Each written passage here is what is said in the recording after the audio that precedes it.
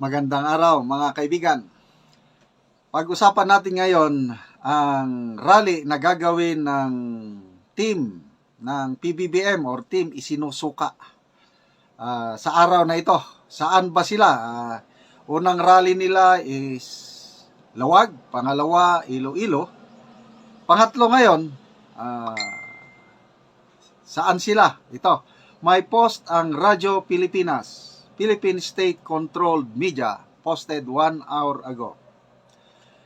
Manliligaw ng mga botante ang alyansa sa Davao del Norte, kung saan nakakuha ng 470,000 na boto or 81% ng kabuuang botante si Pangulong Ferdinand Marcos Jr.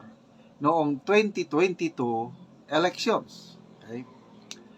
Ayon kay Alyansa Campaign Manager at Navotas City Representative Toby Chanco, katulad ng kanilang pagtindig para kay PBBM noon, naniniwala sila na muling susuporta ang mga taga Mindanao sa Senate slate ng administration. Ulat ni Kathleen Forbes. Okay. So, ang dami daw nakuha na boto ni PBBM sa Davao del Norte noong nakarang eleksyon. 81%.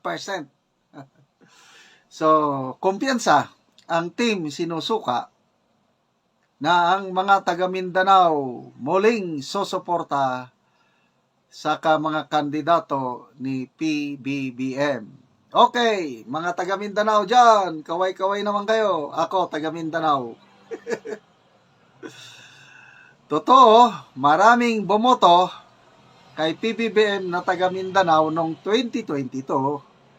Kailang dahil yan kay BP o kay Mayor Inday Sara.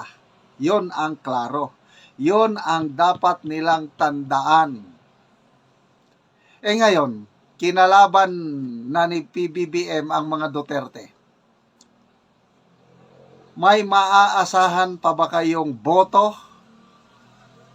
ng mga Duterte supporters kay PBBM? I don't know. Mag-isip-isip naman kayo. Okay, tingnan nyo sa mga surveys. Pulse Asia ba dyan? SWS, Publicos. Napakababa ang trust and satisfaction rating ni PBBM sa Mindanao. Si BP Sara naman, napakataas ang kanyang trust and satisfaction rating sa Mindanao. So, ang Mindanao, balwarte ng mga Duterte. Lalo na, ang Davao del Norte, yan ang balwarte ni Congressman Pantaleon Alvarez, na siya ang nanguna para sampahan ng kaso si Speaker Martin Romualdez at iba pang kongresista. Okay, pwede kayo mag-rally anytime, anywhere sa Mindanao. Kailang yung suporta kung umaasa pa kayo na yung dating suporta na naibigay sa inyo noong 2022, gumising na po kayo dahil ang mga taga Mindanao nabudol. Lalo na itong ginawa ninyo na bigla ninyong inimpeach si BP Sara na wala namang klarong, walang form, walang substance yung impeachment complaint. Ang mga taga Mindanao nag-aalboroto na. Pinasaringan ninyo na bumili lang ng suka ang mga kandidato ni PRRD. I just don't know, baka mamaya may magtapon o may magbuhos ng suka sa mga kandidato nyo dyan. Okay. Malala ko lang, may congressman sa Cagayan de Oro pumirma ng impeachment complaint. Sa galit ng mga tao sa Cagayan de Oro, ang tarpaulin ni Congressman Lordan Suwan, pinagbutas-butasan, ginupit, basta sinira ang mga tarpaulin. Doon mo makikita yung galit ng taga Cagayan de Oro 1st District sa kongresista nila na pumirma sa impeachment complaint laban kay BP Sara. So ito ngayon, mag-rally kayo sa Davao del Norte para kayong pumasok sa lungga ng leon. Asa pa ba kayo na makakakuha ng boto katulad nung una? Ay nananaginip po kayo ng gising. Okay? So, Mindanao, Visayas. Yan po ang maraming supporters ng mga Duterte.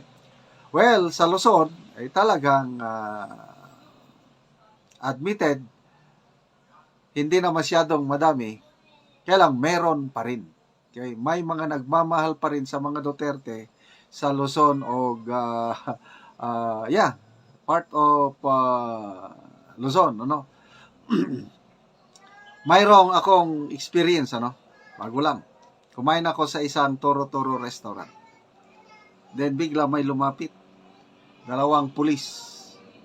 Then nagpakilala sila, mga taga Cordillera, mga igurot nga pulis. Tapos nagpa-picture sa akin. Then sabi nila, "Sir, ang ating kandidato." Yan, binanggit nila si Atty. Vic Rodriguez. Parehas tayo ng kandidato, sir. Mga PDP laban sila. Ito, mga igurot ito, ha. Sabi ko, iba talaga ang kwan ng mga... Basta, alam ko,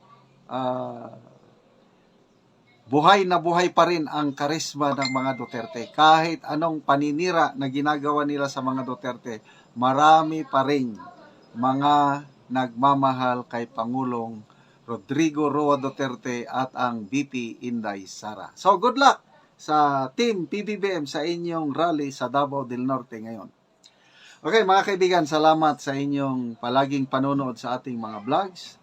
Yung income na nakukuha natin sa channel na ito ay itinutulong natin sa Tribong Talaandig sa Bukidnon. Namimigay tayo ng libreng yero at pako sa tribo para makapagpatayo sila ng bagong bahay or ma-repair nila ang kanilang sira-sirang bahay. Dahil ang mga bubong nila atop, butas-butas na, tumutulo na ang ulan. So, panoorin nyo ang video na ito, kabalikat kayo sa pagtulong sa Tribong Talaandig. Ni nanay, dagan sila sa iyang mga anak. May ngapon, nay. May hapon daw ko na inao. May hapon. Inao. Oh. Lagi ng naiba. Ano ni mong balay, nay? Nay, atop ko na nga. Tampod ang gani. Daam kalamag.